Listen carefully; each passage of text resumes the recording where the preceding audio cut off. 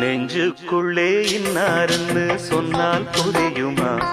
அது கொஞ்சி கொஞ்சி பேசுறது கண்ணில் தெரியுமா? நெஞ்சுக்குள்ளே இன்னாருன்னு சொன்னால் புரியுமா? அது கொஞ்சி கொஞ்சி பேசுறது கண்ணில் தெரியுமா?